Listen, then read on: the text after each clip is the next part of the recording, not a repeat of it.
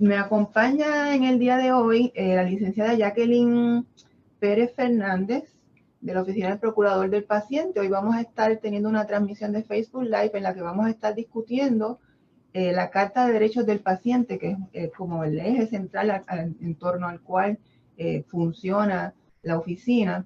Y luego les invito a que en los comentarios y durante la transmisión también nos puedan hacer algunas preguntas, algunos comentarios que ustedes tengan para que se los podamos contestar en vivo. Bueno, licenciada, bienvenida y gracias por participar en este Facebook Live. Primero quiero decir, ¿verdad? Estamos haciendo esto porque por el interés que hay en este tema en la población, pero también quería puntualizar que AMNI tiene un acuerdo colaborativo con la Oficina del Procurador del Paciente y además de eso somos una organización alianza de la Oficina del Procurador del Paciente y de hecho la semana pasada todo nuestro personal tomó los adiestramientos para podernos capacitar en ese sentido. Me gustaría que entonces comenzara señalándonos qué es la Oficina del Procurador del Paciente y luego qué son las organizaciones alianzas. Muy buenos días nuevamente. Le doy las gracias, ¿verdad?, a Sandra y a todo el personal de AMNI. Y como ella mencionó, tenemos un acuerdo colaborativo con AMNI, como con otras agencias, donde lo que queremos hacer es este tipo de trabajo, ¿verdad?, de poder preparar y aunar esfuerzos para que podamos trabajar el tema de la Carta de Derechos, ¿verdad?, y los derechos del paciente. Hace poco sí, como mencionó Sandra también, tuvimos un adiestramiento aquí a todo el personal, ¿verdad, Sandra? Me imagino que estaba la mayoría, fue un grupo excelente, tuvimos una experiencia muy buena toda la mañana, ¿verdad?, preparándonos porque van a ser colaboradores realmente de nosotros. Por lo que sea, ustedes son nuestros ojos en la calle, ¿verdad? Y nuestros ojos con la gente que viene a atenderse aquí en AMNI. Así que me parece que es espectacular la oportunidad que nos están dando, inclusive con este Facebook Live. Y como mencionó Sandra, pues laboro en la Oficina del Procurador del Paciente. Esta oficina es una agencia gubernamental con los poderes en ley para velar por los derechos del paciente, velar que en cada uno de estos preceptos, ¿verdad?, porque es nuestra misión, cada uno de estos preceptos de la Carta de Derechos del Paciente sean cumplidos, velados. Inicialmente la Carta de Derechos se creó en el 2000, ¿verdad?, en 25 de agosto del 2000 se crea esta ley, que es la Carta de Derechos del Paciente, pero como muchas veces ocurre, están estas leyes que existen y no se hacen valer, ¿verdad?, como muchas leyes que hay en Puerto Rico y en otros países también. Luego de ese año de que se crea la Carta de Derechos surge, ¿verdad?, la necesidad y por ley se crea la Oficina del Procurador del Paciente, ¿verdad?, por la Ley 11 del 2001. ¿Para qué? Para que a través de la Oficina del Procurador del Paciente esos derechos que están en esa ley se hagan valer. ¿Por qué? Porque el paciente estaba buscando recursos, estaba buscando oportunidades, estaba buscando cómo funcionaba su plan de salud, estaba buscando, ¿verdad?, que alguien fuera por ellos y no encontraban dónde porque lo que estaba era esa ley, pero ¿quién iba a hacer valer esa ley? Se crea la Oficina del Procurador del Paciente en el 2001, ¿verdad? Y actualmente nos regimos por la Ley 77 del 2013, ¿verdad? Porque han pasado muchos años donde ha habido cambios, donde hemos tenido, ¿verdad?, diferentes cambios estructurales, cambios de la organización, pero nunca dejando de velar por nuestra misión principal, que es la Carta de Derechos del Paciente, velar por cada uno de ellos. Y así, entonces, la oficina desarrolla todo un mecanismo, ¿verdad?, dentro de lo que es educativo, que es el área que yo represento totalmente, el área de educación del paciente, hasta reclamaciones, investigaciones, y, ¿verdad?, auditar y velar de que afuera los servicios de salud se estén cumpliendo, inclusive, ¿verdad?, en todas las partes que lo vamos a mencionar brevemente. Así que eso es lo que hay en cuanto a la oficina. Tenemos muchos otros servicios que damos, pero yo quiero hablarles un poquito en esta mañana, ¿verdad?, sobre la Carta de Derechos del Paciente. Pero antes de entrar a la carta propiamente, que es algo que de hecho a mí en el adiestramiento fueron buenas noticias, ¿verdad?, porque sé que en el pasado a la oficina solamente se circunscribió a los planes de médicos del gobierno. Pero sí, posteriormente fueron buenas noticias porque se amplió. ¿Podría hablar un poco de eso? ¿A quién cubre la oficina del procurador del paciente. Ok, muy bien. Gracias, Sandra, por este recordatorio. Es que la oficina inicialmente del procurador del paciente comenzó atendiendo al plan de salud, ¿verdad? Los pacientes de reforma, vamos a decir, para ese tiempo se llamaba así. Luego el plan de salud del gobierno, que sigue siendo, ¿verdad? Todos los que tienen el plan del gobierno como tal. Luego y recientemente tenemos la ampliación de jurisdicción a través de nuestra ley 47, vamos a decir como, ¿verdad? En el 2017 estamos fresquecitos con la ampliación de la jurisdicción. ¿Qué significa eso?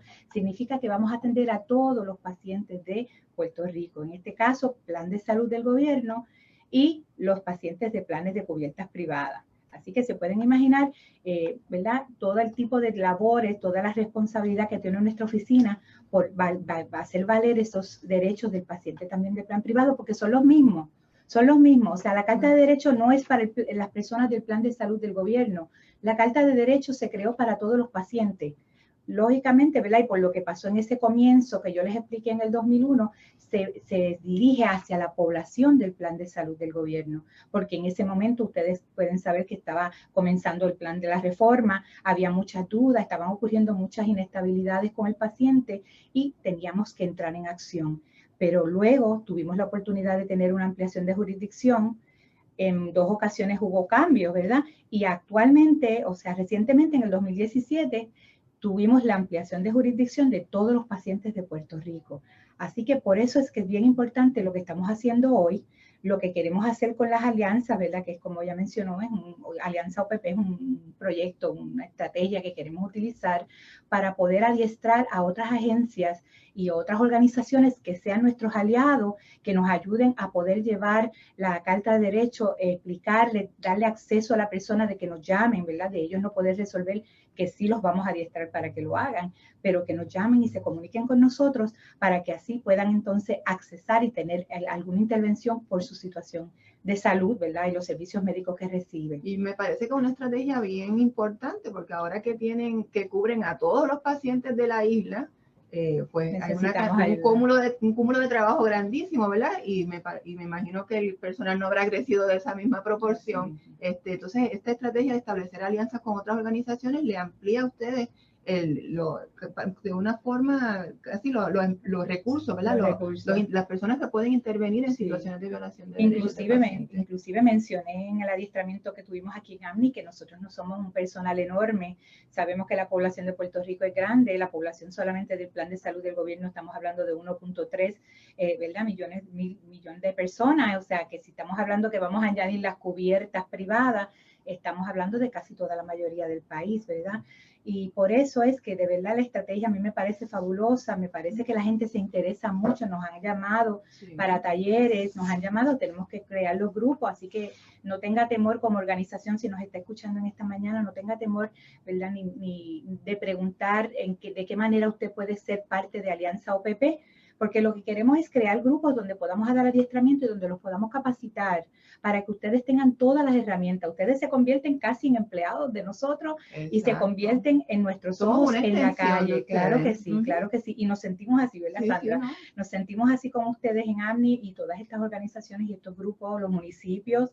Le pedimos por favor que abran las puertas para nosotros poder darle este taller y capacitar a todo el personal ¿verdad? Que el municipio en este caso o las agencias entiendan que puedan ayudar a otras personas en sus pueblos. Bueno, pero son buenas noticias así que cubra a todos los pacientes en la isla, no importa si son planes médicos privados o del gobierno, y que tenemos más brazos, ¿verdad? Por ahí a través de las organizaciones alianzas. Entonces vamos a comenzar ya directamente.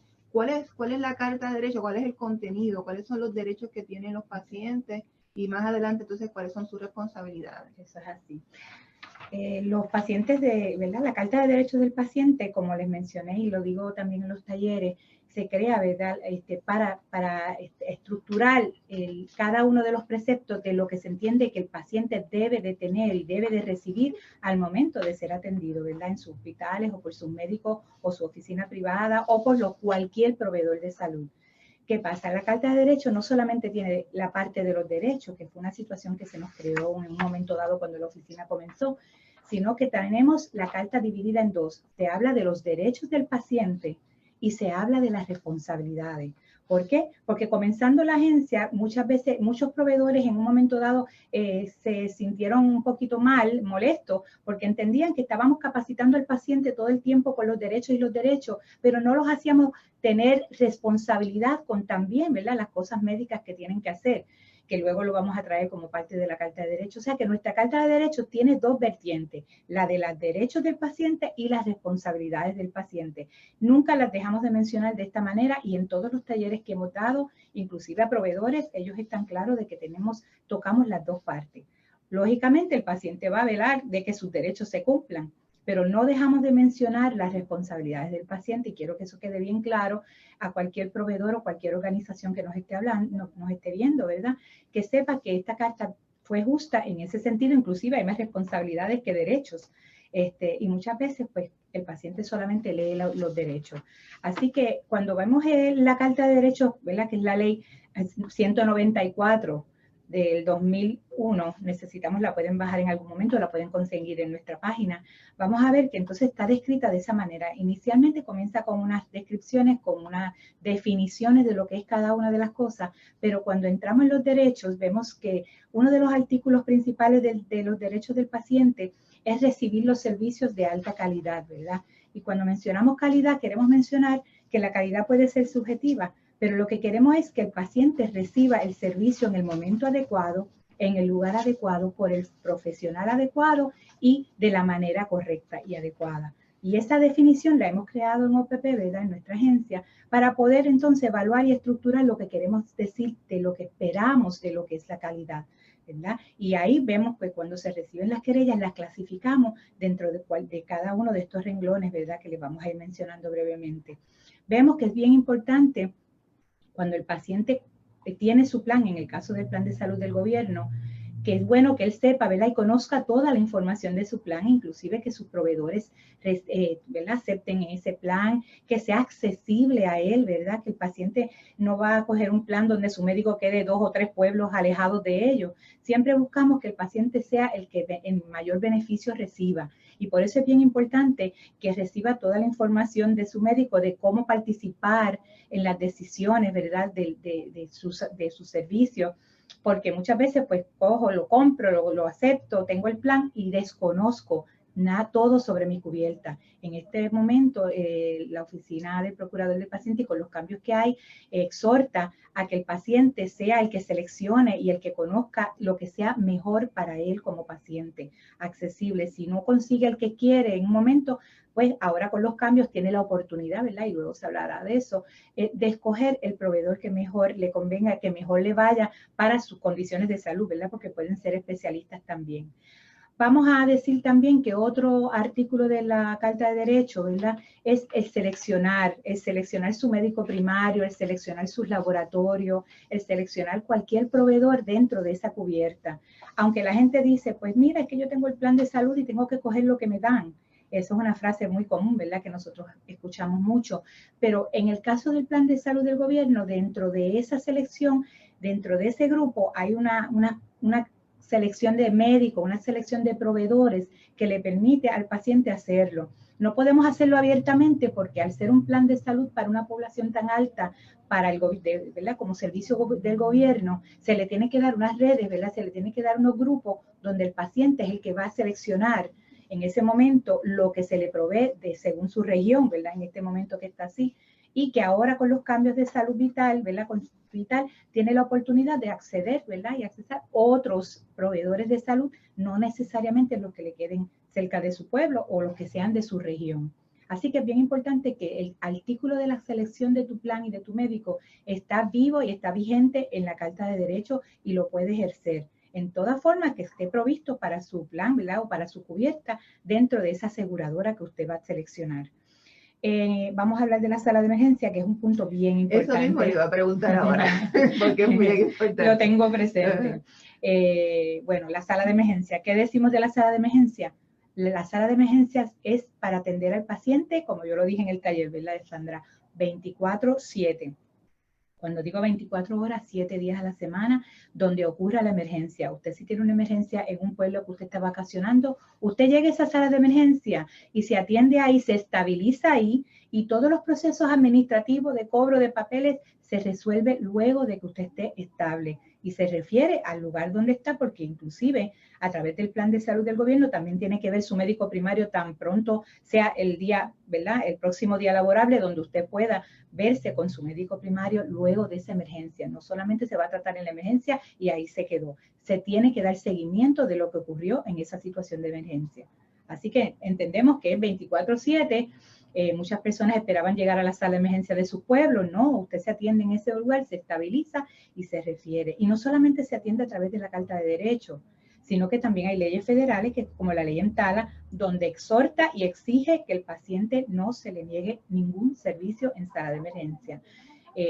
La avala ambas leyes y tiene que recibir el servicio de una manera u de otra, estabilizarse y luego entonces proceder a todo lo que corresponde. Licenciada, y cuando uno llega en una situación de emergencia, ¿le pueden requerir pagar antes de darle los servicios? O sea, como una condición a darle los servicios, ¿o tienen que atender a la persona? Y luego se maneja el asunto de la facturación. Tienen, como les dije ahora, o sea, es importante, está pasando estas cosas, ¿verdad? Y yo sé que tú lo traes porque han sido preguntas que se presentan inclusive en los talleres que damos, pero la ley exige de que se atienda y se estabilice al paciente. Y por eso es que necesitamos que el paciente lo sepa, porque muchas veces le dicen, pues démelo, si no me paga, pues no lo voy a atender. No, usted inicialmente va a decir, estoy en una sala de emergencia y me tienen que estabilizar y me tienen que atender. Todos los procesos luego, ¿verdad? Sean de pago, sean de firma, sean de documentos, se tienen que hacer, ¿verdad? O la persona se encargue que esté con ella, se encargue de firmar, ¿verdad? Siempre hay cosas que hay que firmar antes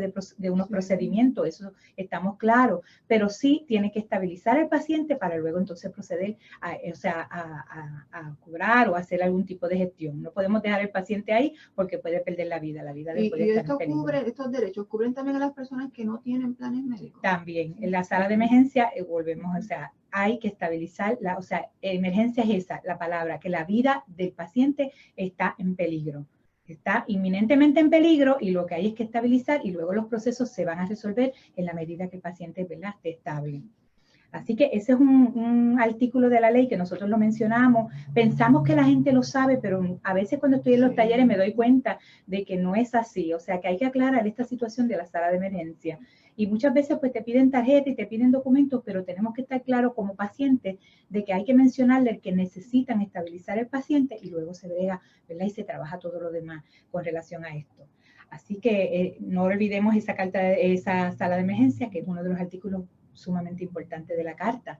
Otro artículo bien importante de la Carta de Derechos es comunicarnos libremente con el médico, ¿verdad? Porque muchas veces tenemos temor, pensamos y sabemos que el médico sabe mucho, ¿verdad? Y es el que tiene nuestra vida en sus manos, porque podemos decir literalmente que es así, pero también tenemos que aprender a comunicarnos con él libremente, a poder decirle todo lo que pensamos, todo lo que sentimos, porque muchas veces ellos preguntan, ¿verdad? ¿Cómo usted está hoy? Eso es básicamente, ¿cómo te sientes hoy? Es una pregunta básica que como médico la tiene que hacer, pero muchas veces nosotros también tenemos como pacientes entender que es nuestro derecho comunicarnos con el médico, decirle cómo nos sentimos, decirle qué nos pasa, si tenemos temores, decírselo también, ¿verdad? Y que el médico vea que tenemos esa confianza. Quería mencionar, Sandra, inclusive que tenemos que mejorar mucho la relación médico-paciente. Está bien deteriorada, hemos visto, ¿verdad?, con todos estos cambios de los planes, cómo la relación con los médicos se deteriora en el sentido de que, pues, es muchos los pacientes que tienen que atender, el paciente no está apoderado de sus derechos, a lo mejor no está claro en lo que necesita, y entonces vienen estas situaciones donde la relación médico-paciente se va lacerando y entonces crea los problemas de que el servicio y la calidad de lo que recibe no es la mejor. Recibimos muchas querellas y muchas situaciones en la oficina con relación a esta relación médico-paciente, hasta el punto que el médico inclusive puede ¿verdad?, dejar de atender al paciente, que sí lo puede hacer, no es lo que queremos, pero muchas veces esto sí puede ocurrir por el mismo deterioro que puede haber con esta relación médico-paciente. Bueno, licenciada, y se me ocurre ahora la inversa, ¿verdad? Si el paciente siente que no está bien atendido y no es respetado por ese profesional médico, tiene el derecho, según otro de los incisos aquí, de cambiar ese médico, sí, ¿verdad? Sí, claro que sí, eso es el derecho. Nadie quiere estar atendiéndose con alguien que se siente mal. Igual que el médico, no lo podemos obligar a atender a un paciente al cual él no se siente que el paciente confía en él. Por eso también la Oficina de Procurador de Pacientes se ha esmerado mucho en que la relación médico-paciente se mejore, Dice que haya comunicación, que haya, a veces ellos cuando llaman a la oficina, ¿verdad? Y esto es un comentario que quiero hacer de lo que ocurre en nuestra agencia, ellos empiezan a hablar de las situaciones con el médico y después dicen que no quieren hacerle querella ni quieren hacer nada en contra de su proveedor porque quieren seguir con él. Y eso hay que respetarlo también. O sea, que simplemente quieren mencionarnos cómo ellos pueden allegarse al médico, cómo ellos pueden hablar con el médico o que ellos pueden, cómo se pueden apoderar de información para que el médico entienda lo que ellos quieren hacer. Y ahí, ¿verdad? Dentro de nuestro centro, de verdad, que la orientación que le damos, le decimos cómo acercarse al médico y cómo lograr esta mejoría en la relación. Porque muchas veces, con todo y las quejas, no quieren dejar a su médico. Así que esa es una opción y es un derecho que tiene el paciente de continuar con su médico. Mira, algo que yo hago en mi vida personal, ¿verdad? Y que a muchos médicos les sorprende, ¿verdad? Cuando yo voy y saco mi libretita, yo llevo una carpeta con todas las, cada vez que yo veo un médico voy tomando anotaciones, obviamente resumidas de lo que se habló y demás. Pero yo llevo una listita de las cosas que yo quiero hablar con ese médico y de los exámenes que yo quiero discutir con él, los resultados que le estoy trayendo. Y así yo me aseguro que todos los asuntos que son de mi interés discutirlo en esa visita se cubren. Y muchos médicos como que ven con recelo la libretita y que uno esté tomando apuntes, pero al final otros lo respetan, lo agradecen, porque yo le puedo dar un historial de lo que pasó en cada cita con cada médico que yo fui. Y es muy buena recomendación y es bueno que se haga. Es como tú dices, inicialmente puede que el médico diga, pero ella viene con esta libreta, ¿qué es lo que trae? Sí. O qué es lo que se piensa hacer. Y pues son vulnerables a que pudiese pasar o pensar que, mira, ella está apuntando todo para, qué sé yo, una posible demanda o todas estas cosas que pueden ocurrir.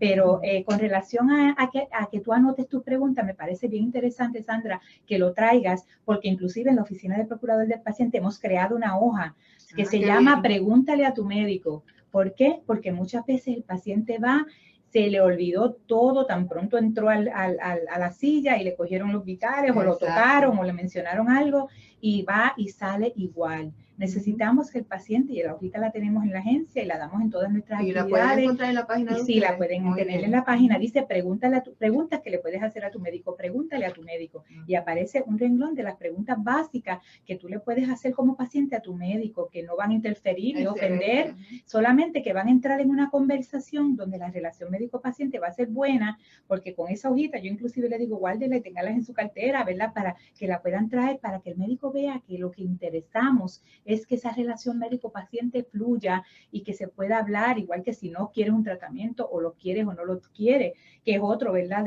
De los derechos del paciente. El paciente tiene derecho a no recibir ningún tratamiento y no sé si lo sabía. Sí, a negarse a recibirlo y conozco casos, ¿verdad? Hay artistas que han denegado recibir tratamiento y han sido con un diagnóstico terminal y han decidido tener calidad de vida, llevar su vida hasta que Dios le coja, como decimos por ahí. Y el médico lo tiene que aceptar así, él firma los documentos necesarios, ¿verdad?, relacionados a eso y todo está claro. Pero muchas veces creemos que lo que nos está diciendo el médico, el tratamiento que nos está diciendo el médico es el que es y lo tengo que coger y lo tengo que aceptar. Usted tiene derecho a evaluar si desea o no ese tratamiento, si no desea ninguno, si quiere tener algún tratamiento alternativo, que hay muchísimos. Tener una segunda opinión, me imagino. Muy bien, una segunda opinión que también es una gestión que la oficina del procurador logró, ¿verdad?, a través de los años de creada, para que el paciente exclusivo también de reforma, que no estaba contemplado en que se le pagara, se cubra una segunda opinión al momento de un tratamiento o una cirugía o algo que fuera, ¿verdad?, fuerte para el paciente y que el paciente no se sintiera seguro de aceptarlo. Por lo tanto, el paciente entonces tiene esta opción. En el plan de salud de gobierno, ¿verdad?, se le permite esa segunda opción sin que se sienta, ¿verdad?, el otro de ninguna manera molesto, porque es el derecho del paciente de buscar una segunda opinión, y más cuando la vida del paciente va a estar en juego. Es un procedimiento significativo, una amputación o este tipo de cosas, un tratamiento que pueda comprometer otras partes de su cuerpo. Pues mire, uno busca uno busca dos o tres, ¿verdad? Pero en este momento pues sí se provee ese derecho, ¿verdad? Tiene derecho a buscarle especialistas, ¿verdad?, dentro de la red, y de no tenerlo en la red, tener la opción, ¿verdad?, de que se le provea, la aseguradora provea esta opción de que pueda ser evaluado por los especialistas relacionados a su condición. Y sobre todo, tienen derecho a quejarse. no solamente con la aseguradora, ¿verdad? Porque muchas veces en la tarjetita dice el teléfono para llamar, sino también tiene derecho a quejarse con la oficina de procurador del paciente. Sí, y no por eso pues se tiene que romper la relación, ni se tiene que tomar represalias, sino que la oficina está para poderles resolver. Muchas veces la gente cree que vamos a llevarlos unos términos finalmente legales, que puede ocurrir, sino que lo que vamos es a mediar. Nuestro personal está preparado para mediar en el servicio que hay entre el médico o el proveedor en ese momento con el paciente. No es a pelear, no es a traer situaciones difíciles, sino que el paciente reciba lo que necesita. Somos intermediarios para eso y eso tenemos que hacerlo bien claro. La gente a veces no quiere llevar querellas ni hacer las querellas porque piensa pues que va a ser algo legal, que va a incurrir en otro gasto, que va a incurrir en otras situaciones. Inicialmente las querellas que trabajamos, las trabajamos y las clasificamos para facilitar el servicio al paciente realmente. Así que de esa manera básicamente mencionamos todas, ¿verdad? Hay más profundo, el que quiera bajar la ley la puede bajar, porque cada uno de los artículos desglosa cada uno de ellos, ¿verdad? Inclusive la del expediente médico que se nos había pasado. Sabemos que también el expediente médico es del paciente y si va a terminar la relación médico-paciente con su médico, se lo tienen que dar a usted sin costo alguno, eso estamos claros. Si no fuese así, pues sí incurre en unos costos, ¿verdad? Que si fuera copia, habría que pagar. Pero sí, si es el expediente que sí, te lo usted lleva, no va a tener relación médico, o sea, usted va a ir, un ejemplo, se va a ir del país y usted quiere su expediente para llevarlo a otro país, pero no se va a ver más con ese médico. Si es así, usted tiene derecho a solicitar su expediente médico sin costo alguno, se lo lleva. Si el médico quiere quedarse con copia por tener información suya en su agencia, ¿verdad? En su oficina, lo puede hacer, pero no le va a hacer ningún cobro a usted por llevarse su expediente porque usted ya no se va a ver. Y le tiene que dar el original. Y le va a dar el original. Por eso él se quedaría, si supongamos que él quiere tener la evidencia de que lo atendió en algún momento, él se quedaría con las copias que él quiera. Eso está bien desglosado en la carta, que luego lo pueden buscar, podemos estar todo el día hablando también del tema, y no queremos, pero está bien claro en la Carta de Derechos, ¿verdad? Y como mencionamos cada uno de los artículos, el trato con respeto es un artículo sumamente importante y me parece que en nuestra página hay una de las presentaciones en foto que tenemos que se llama Trato Digno. Esa campaña nosotros la tuvimos que desarrollar, ¿verdad? Porque eran constantemente las quejas del paciente de cuál era el trato y cómo era el trato que él estaba recibiendo de sus proveedores de salud. Y tuvimos que crear esta campaña que se llama Trato Digno, fue excelente. El año pasado celebramos nuestro Día del Paciente con ese lema. Y la gente le ha gustado mucho porque piensan que el trato se supone que sea así y no es así. La Carta de Derechos está bien clara de lo que es una falta de respeto al paciente. Y no solamente incluye lo del trato digno, incluye muchos artículos dentro de ellos, inclusive lo del tiempo de espera, inclusive lo de que el paciente le tiene que velar, atender, mirar, respetar, atenderlo con calidad de tiempo y servicio, que sabemos que eso está un poquito, ¿verdad?, complicado en estos días en Puerto Rico por el éxodo de médicos que tenemos y lo hemos traído en los talleres. Pero tenemos que entender que el médico y el proveedor tiene que respetar al paciente, tiene que evaluarlo, tiene que tratarlo con dignidad, porque a lo mejor alguna gestión o algún gesto que él haga pueda ser ofensivo al paciente y nos han llamado mucho con relación a ese, ¿verdad?, a ese artículo, a la violación a ese artículo, que incluye, ¿verdad?, y toma más tiempo evaluarlo y toma más tiempo, ¿verdad?, investigar, porque siempre se trae las partes, ¿verdad? Y escuchamos al proveedor y escuchamos al paciente. Quiero decirles que siempre tratamos, ¿verdad?, de ser justos, pero nuestra oficina se enfoca en defender los derechos del paciente y eso tiene que estar claro. Pero no dejamos de oír ni ver las razones que nos traen los proveedores cuando hay algún tipo de querella, que tienen que estar ambas partes. Así que dentro de los derechos, ¿verdad?, que estamos aquí trayendo, y en la carta también lo trae específicamente bien detallada, y los exhorto a que la bajen, que la busquen, que la tengan, ¿verdad? Si quieren saber cómo manejar las situaciones con sus médicos, cómo ver lo que ustedes le van a hablar a sus proveedores. También tenemos, Sandra, las responsabilidades. Pero antes de las responsabilidades, se le quería que me diera algunos ejemplos de violaciones de derechos a los pacientes. Violaciones. Bueno, de violaciones cuando el paciente se acerca a nosotros y hace una querella, hay unos que son sumamente, ¿verdad?, las más que recibimos, podemos decir así, estadísticamente hablamos, que son la denegación de medicamentos. Ese es el número uno, nuestro top, no lo quisiéramos así, pero es así. También tenemos la denegación de los referidos, ¿verdad? Porque, pero cuando hablamos de medicamento y referido, por ejemplo, que no le despachan el medicamento de la manera que es o la cantidad. El médico le receta un medicamento y no se lo despacha, en la farmacia. Tiene complicaciones en la farmacia. O el plan no da las autorizaciones. Le hemos explicado al paciente cuando hace la querella con nosotros, le explicamos lo que está, ¿verdad? Las profesionales que están en nuestro centro de llamada empiezan a entrevistar al paciente y le explican la situación, le dan la sugerencia de cómo puede lograr que se le dé ese medicamento, ¿verdad? Ya sea con una justificación, ya sea que se le explique a la farmacia, que se haga algún escrito, porque siempre se busca la manera de que el paciente lo pueda tener en la medida que sea posible, ¿verdad? Pero en cuanto a las querellas, son las que más recibimos. Vamos a ver, ¿verdad? Por lo que me preguntaste, Sandra, ¿qué es los que más recibimos, ¿verdad? De nuestra, cuando vamos a hacer alguna tablita estadística, nos llegan así. Luego se hacen unas subclasificaciones que son variadas y ahí pues se va trabajando cada una. Están las denegación de los servicios, las largas esperas, están los referidos tardíos. Un paciente necesita un referido para algún especialista y se lo dan en un año, en el lapso de tiempo que realmente el paciente lo necesita por su condición. Ese paciente nos llama y nosotros tratamos de intervenir. No decimos que se la vamos a dar en la fecha que él quiere, pero sí hacemos la gestión para que esa cita se pueda adelantar, justificando y evaluando y, ¿verdad?, haciendo los acuerdos para que él pueda ser adelantada en la medida que su vida está en peligro, ¿verdad? ¿Cuál sería un tiempo razonable de espera en un referido o un tiempo razonable de espera en las salas de espera de los médicos? Que eso es algo... Ok, me estás preguntando dos cosas, o sea, sí, el tiempo de espera de referido, tenemos que ver qué especialista es. Sabemos que hay un éxodo de médicos y sabemos que hay especialistas que están en escasos en Puerto Rico. Como lo mencionamos en el taller también, cuando el médico es de, ¿verdad?, que hay pocos médicos de esa especialidad en Puerto Rico, pues se nos hace bien difícil poder conseguirle cita. Pero no es lo mismo que a ti te den una cita para un año, a que tú a través de nuestra oficina logres que la cita se te dé en 2 meses o un mes.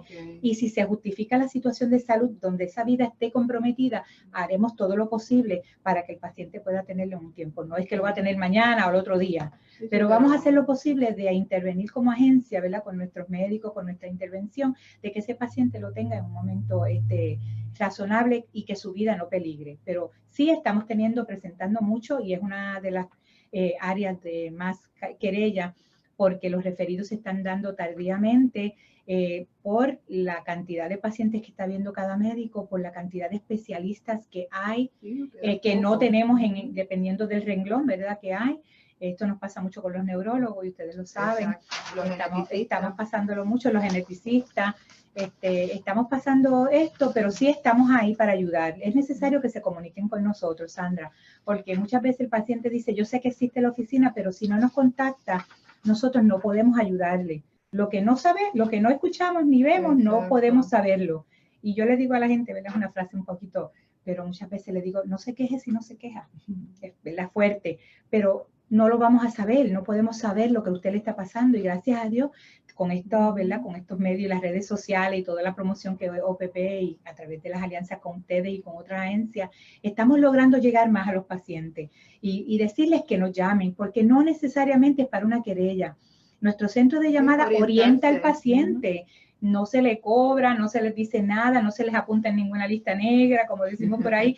O sea, lo que queremos es que si es una duda, usted se vaya tranquilo de esa duda, se aclara en el centro con todos los, ¿verdad?, las profesionales que están ahí esperándolo, ¿verdad? Muchas veces recibimos mucha llamada, no vamos a decir que usted llama inmediatamente lo recibimos. Tenga paciencia, pero se le va a atender.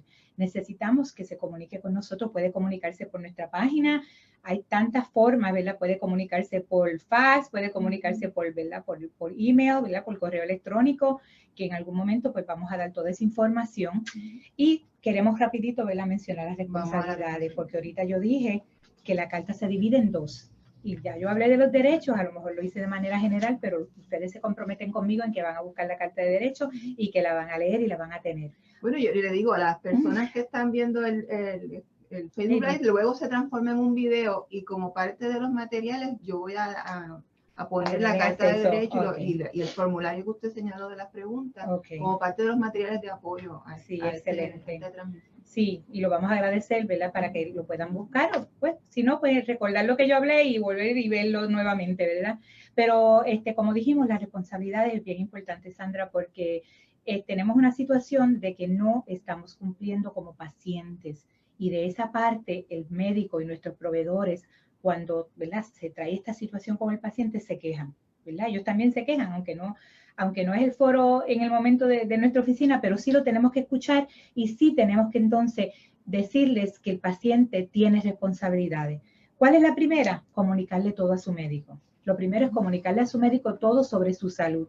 En la primera visita, si no lo hizo en la primera, que debería hacer en su primera visita, lo puede hacer en la subsiguiente, pero lo tiene que hacer.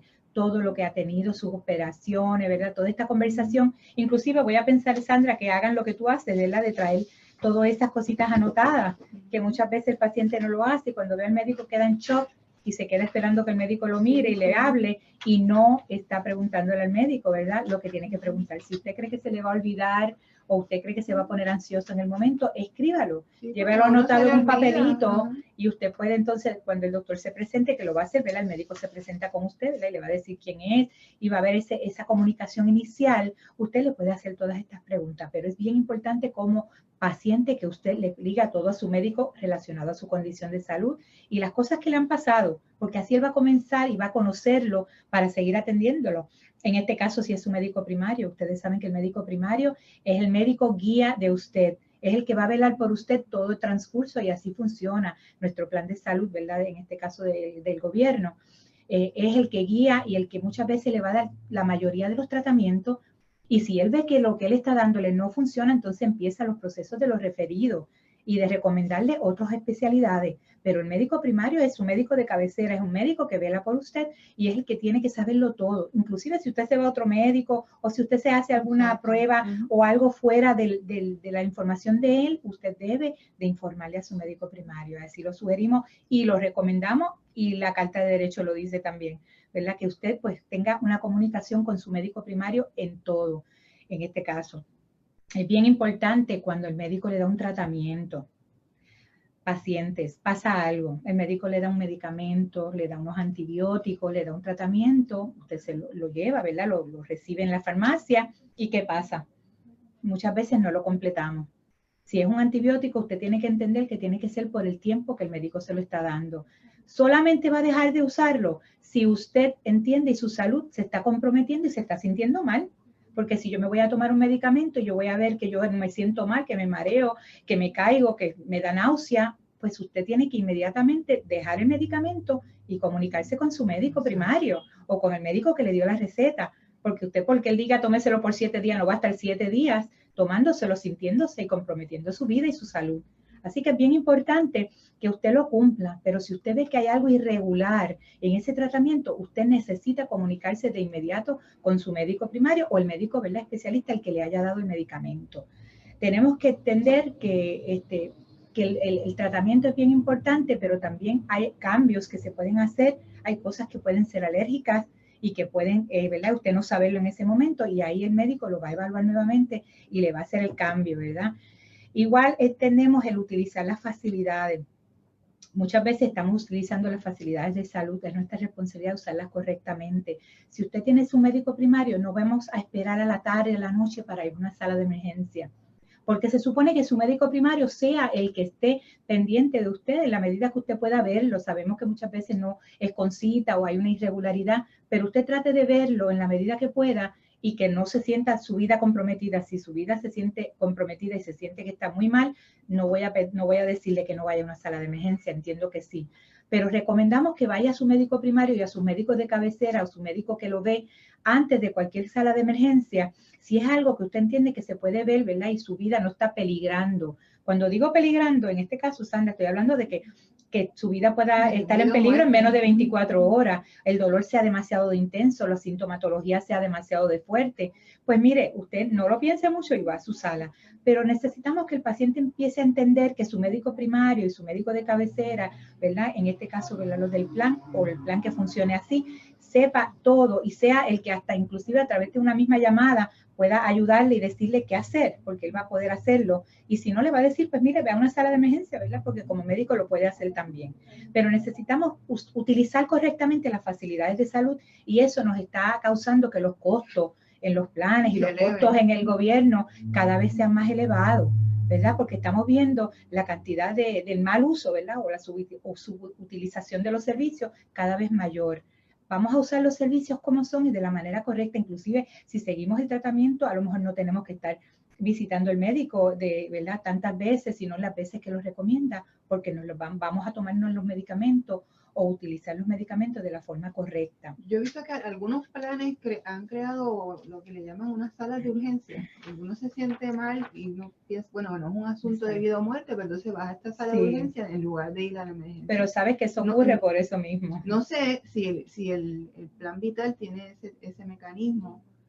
No sé, lo desconozco, pero yo no sé los detalles, pero como quiera se puede llamar a la IPA, ¿verdad? Sí, lo que pasa es que las salas de emergencia, la palabra lo dice, emergencia, y como te mencioné ahorita, emergencia es que la vida de la persona esté en peligro en menos de 24 horas. Ya urgencia, podemos decir que son unas salas donde el paciente se siente realmente mal, ¿verdad? Porque nadie va a ir a una sala, o no queremos que vaya a una sala sin realmente ser algo, ¿verdad? Que su vida esté en peligro, pero hay una opción de esperar un poco más de tiempo. Sí, y a lo mejor es que tú vas a ir porque no tienes acceso a tu médico ese día, no tienes la oficina abierta, lo que sea.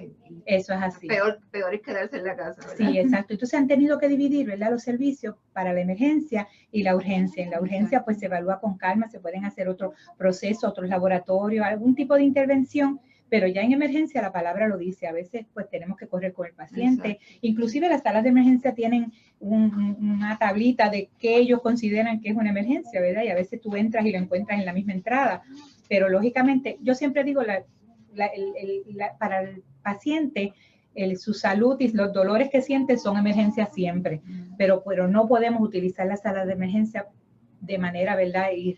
Irrazonable, de manera mala, porque nos va a costar un exceso en los servicios, quitándole espacio a lo mejor a otro paciente que pueda llegar y necesitarlo, porque nosotras nos podamos atender o nos podamos atender con nuestro médico primario, o si nos sentimos muy mal, pero sabemos que no estamos tan en peligro, pues entonces ir a la sala de urgencia o comunicarse por teléfono también, porque ahora se provee esa opción de poder llamar, hablar con una persona profesional de la salud y ese profesional va a decir cómo te sientes y te va a recomendar si vas a una sala de emergencia o una sala de urgencia o qué puedes hacer. Esa es otra recomendación muy buena y así pues dejamos de llenar nuestras salas de emergencia que regularmente están bien llenas y lo que queremos es eso, que se reciba servicios de salud de calidad también, pero que no entonces estemos haciéndolo incorrectamente. Así que vemos que eso es las responsabilidades que tenemos que respetar en una sala de espera. Ustedes saben que eso pasa muchas veces estamos en una sala de espera, todos nos sentimos mal, pero no por eso usted va a empezar a gritar o desestabilizar a las personas que están allí, porque todos están allí por alguna razón. Y es una responsabilidad del paciente respetar ese espacio en una sala de proveedores, ¿verdad? De una oficina médica, en una sala de emergencia, respetar ese espacio de todos, porque todos están allí por alguna razón y créanme que no es porque se sienten bien. Así que la Carta de Derechos aclara esto, que tenemos que respetar ese espacio, ¿verdad? Y no crear desórdenes ni situaciones complicadas y, ¿verdad? Comprometiendo la vida de otras personas que puedan estar ahí. El trato digno va a dar para todas las direcciones, ¿verdad? Para el paciente recibir un trato digno, pero también el paciente debe dar un trato digno a los demás pacientes en la sala y a los personas. Eso es así, o sea que de ambas partes. El trato digno también es, ¿verdad? Porque tampoco queremos que el paciente cuando vea al médico pues llegue y se siente, lo insulte, le falte respeto, porque el médico y el profesional de la salud espera un trato, ¿verdad? De respeto del paciente.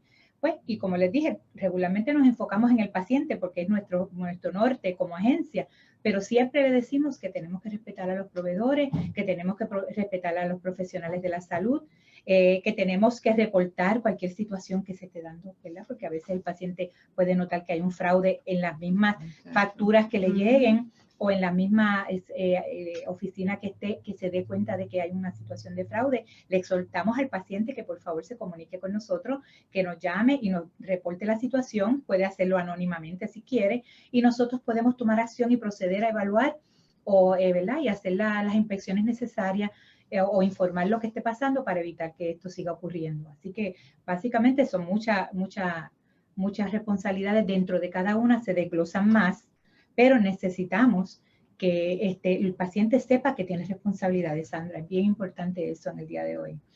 Así que, y pues utilizar los servicios de la manera correcta, lo quiero recalcar, porque esto es lo que está causando las situaciones difíciles con relación a que haya tanta gente en una sala, lleguen sin cita. Si usted tiene cita, pues cumpla con su cita. Si no va a ir a su cita, una opción, y recomendamos que usted llame y diga que no va a llegar, porque déjeme decirle, lo traje, ¿verdad? Y estoy revolucionando la red, pero muchas veces el médico y los proveedores se molestan porque dice que el paciente falta y no llama.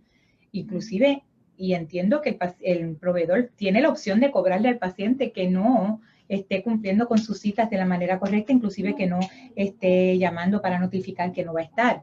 Así que vemos que esto va para ambas partes, ¿verdad? Para ambos lados. Si usted no va a ir a su cita, usted sabe que no va a llegar porque tiene otra cosa que surgió, llame un momentito a su oficina médica y diga, mire, yo no voy a ir. Y a lo mejor ese espacio, si hay un paciente que se quiere ver sin cita, se le puede dar al paciente sin cita. Y estamos ayudando y colaborando con los demás, ¿verdad? No vamos a pensar que no somos los únicos en el mundo y en esta tierra y como pacientes menos. Vamos a pensar y colaborar en que podemos hacer ambas cosas. Vamos a tener derechos, pero también vamos a tener responsabilidades. Así que me parece bien importante que lo recordemos y lo tengamos y lo vamos a tener en. Mira, yo tengo una preocupación con todo este asunto que veo que uno de las responsabilidades es conocer todo lo relacionado a tu plan de salud y los servicios que ofrece. Cuando llega este periodo, por ejemplo, de las personas mayores que llegan los planes Advantage o los planes Medicare con estos librotes de 200 y pico de páginas bien técnicas y bien con mucho detalle, yo digo, ¿qué adulto mayor se pone a leer eso? Pero es bien importante que lo tengan. Con la dificultad que muchas veces tienen en términos de cognitiva y de memoria y demás. Soy yo, me toma, entonces si vas a comparar tienes que leer más de uno, ¿verdad? Entonces tienes que como que dejarte llevar por la información general, pero los detallitos son bien importantes. Es una preocupación que yo siempre tengo, la cantidad de información que tienen esas cubiertas. Pero sabes que es obligatorio que el proveedor le dé y le entregue a la mano a cada uno de sus suscriptores ese libro, el manual de suscriptor, como lo quieran llamar, la guía del suscriptor. Parecen Biblias, algunos son más gorditos, otros no, pero es bien importante, y fíjate, gracias por traerlo, Sandra, porque es bien importante que el paciente lo pida. Si no se lo dan, lo pida. Porque cuando tú te suscribes a un plan, tú tienes que tener la información básica de ese plan, cuáles son esos proveedores, quiénes son, los hospitales que tienen. Es otro libraco más. El libraco de la cubierta son como 300 páginas y el otro de los proveedores. Eso es así. O sea, aparte de la cubierta, como 300 más. Sí, y le voy a decir algo y lo voy a traer, ¿verdad? Como un comentario dentro, pero muchas veces tú le preguntas a los pacientes cuando están en la oficina que llegan, ¿cuál es, en este caso que estamos atendiendo privado? ¿Cuál es la cubierta? ¿Qué plan tú tienes? ¿Qué cubierta? Y se quedan como que mirando porque desconocen su cubierta. Sí, te dicen el nombre del plan. Sí. Pero ¿cuál cubierta? Exacto. Tú sabes que los planes privados pues está de todo, hasta los tienen por colores, los tienen por diamantes, los tienen por de todas clases. Es importante en el caso privado, y bueno, en plan de salud del gobierno pues ya es un grupo, pero también es importante saber cuál es tu aseguradora y cuáles son tus proveedores, pero en el planes privado les exhorto que por favor cuando usted se suscriba pida el libro, el manual. Si no se lo han dado, a veces les dicen vengan a buscarlo el otro día ¿verdad? Y a veces el paciente no va. Es su derecho tener ese libro, ¿verdad? Ese manual, porque ahí usted va a conocer todos los servicios, la cubierta que compró o la que tiene y los proveedores que están bajo esa cubierta.